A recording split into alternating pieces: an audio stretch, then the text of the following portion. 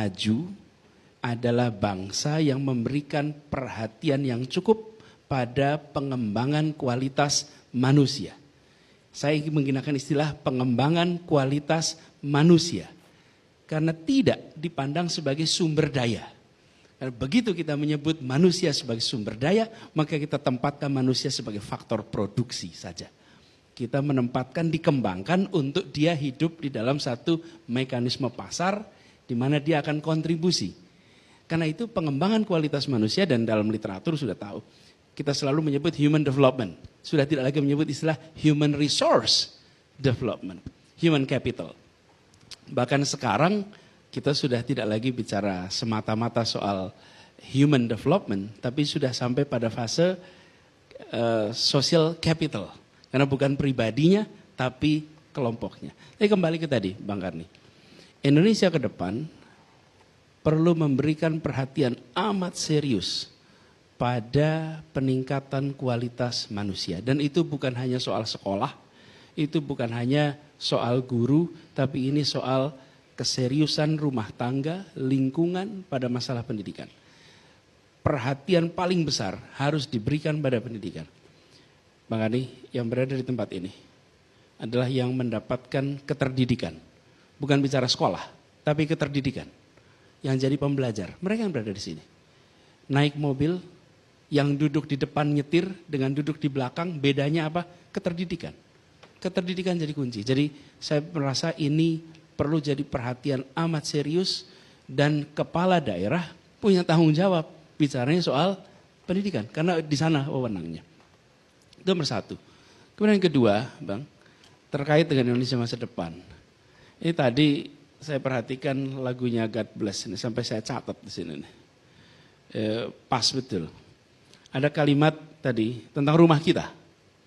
Haruskah kita beranjak ke kota yang penuh dengan tanya? Ya kan, itu kalimatnya itu dari Ahmad Albar tadi.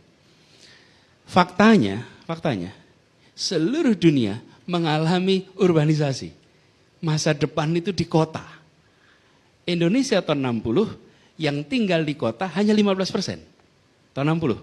Tahun 2010 menjadi 50%. Untuk pertama kalinya dalam sejarah Indonesia lebih banyak penduduk tinggal di kota daripada di desa. Hari ini 56%. Tahun 25 diperkirakan 60%. 60% akan tinggal di kota. Karena itu, begitu bicara Indonesia masa depan, maka tadi saya katakan nomor satu kualitas manusia, yang kedua adalah soal di mana manusia ini berada. Beradanya justru akan banyak di wilayah urban, di perkotaan. Karena itu, rencana pembangunan untuk manusia harus memikirkan setting urban. Kebanyakan dari kita ketika merencanakan pembangunan seringkali mengasumsikan rural. Seperti contoh, kita harus membangun fasilitas dengan asumsi di urban. Satu, air. Ini air mendasar sekali. Dua, energi. Tiga, lingkungan hidup. Ini semua di wilayah perkotaan menjadi tantangan yang tidak kecil. Jadi saya membayangkan, wah ini kalau bicara Indonesia ke depan, maka settingnya urban dan membereskan masalahnya yang dasar. Air, energi, lingkungan. Sesuatu yang seringkali tidak masuk menjadi perhatian utama. Padahal tadi Pak Emil di paling awal menyampaikan betapa masalah lingkungan hidup adalah masalah umat manusia hari ini. Karenanya kita-kita yang apalagi yang sudah berada di kota menyadari persis kualitas udara, kualitas air, kualitas tanah ini sangat mendasar sekali untuk ke depan. Ini harus menjadi perhatian yang amat serius. Yang ketiga, kita berbicara tentang, kalau bicara urban, maka bicara manusianya. Mereka yang berada di wilayah ini. Apa? Kami mengalami di Jakarta. Jakarta ini kota di mana datang penduduk dari mana-mana. Yang berada di depan sini, itu kecuali Mas Ganjar. Mas Ganjar ini sempat di Jakarta terus pulang lagi gitu. Pulang lagi. Mayoritas ini bukan Ansor, mayoritas muhajirin ini di sini. Mayoritas orang-orang yang hijrah ke Jakarta ini. Apa yang menarik? Di sini ada pergerakan manusia yang terus-menerus.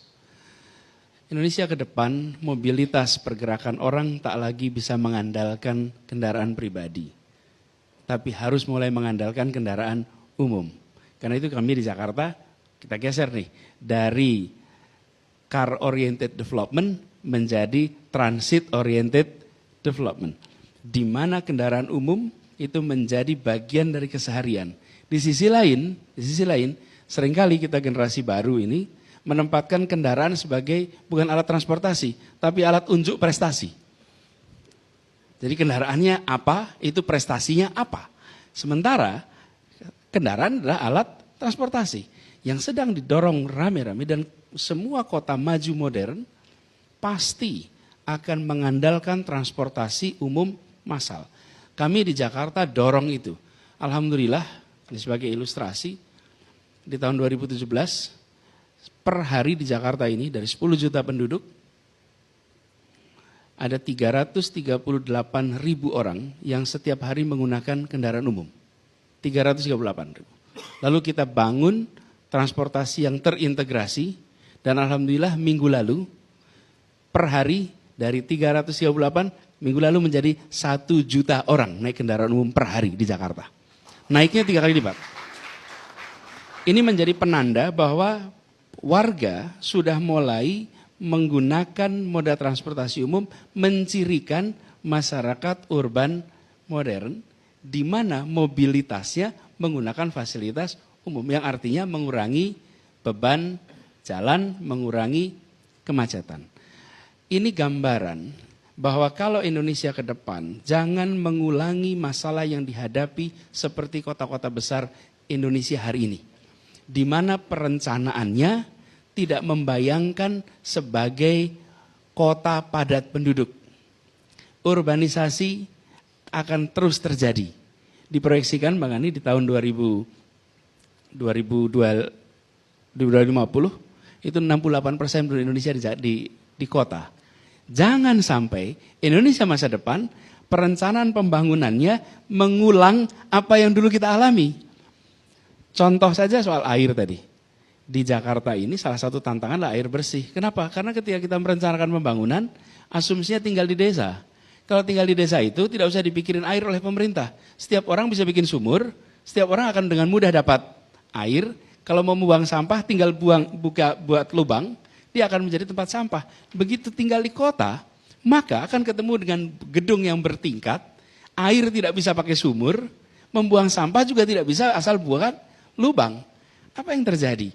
Mindset dari pembangunan kita harus digeser.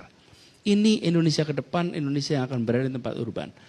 Lalu yang terakhir, apakah perubahan ini semua akan mengubah perilaku bahwa urban dan rural? Tidak, urban dan rural tetap kuncinya pada karakter manusia. Tadi disebut sama Bung Erik soal akhlak, Agim juga menggarisbawahi, ini harus kita dorong Bang, yang terakhir. Bahwa kita membutuhkan memang karakter-karakter Indonesia yang